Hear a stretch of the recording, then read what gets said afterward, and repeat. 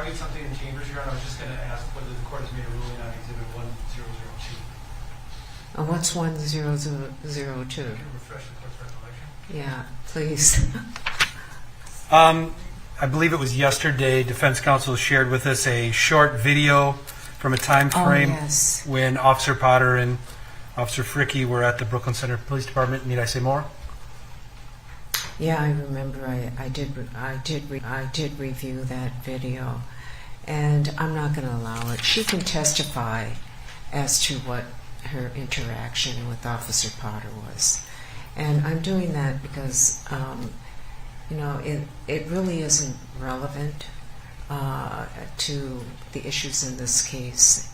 So, but I'm not going to restrict her from testifying about it.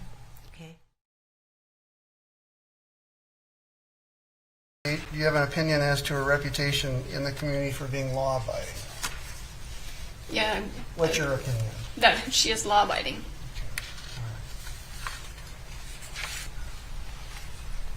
Officer Fricke, you began your law enforcement career in 2008, Correct.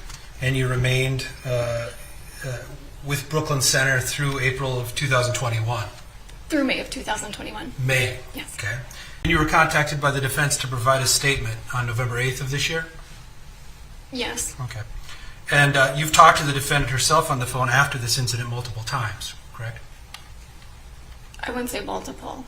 Do you remember saying multiple times back on November 5th of 2021? I don't remember the verbiage that I used then. Okay. Now, I do want to talk about your actions on April 11th. Beyond the scope. The objection is sustained. I'd like to talk to you about the response that you had to the scene, which was discussed on direct examination. Also beyond the scope. Sidebar, Your Honor.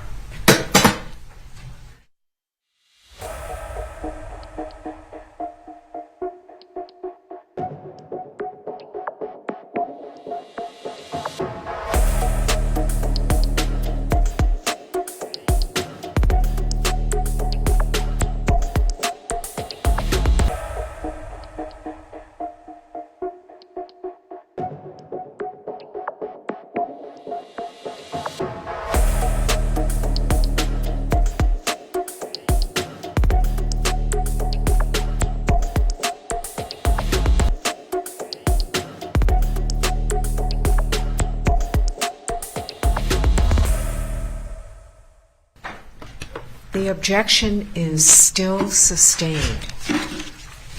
Eventually, Officer Fricke, you did function on November 11th as Officer Potter's escort officer, am I correct? On April 11th, yes. You encountered her at the scene and then you went back to the police station with her. Yes.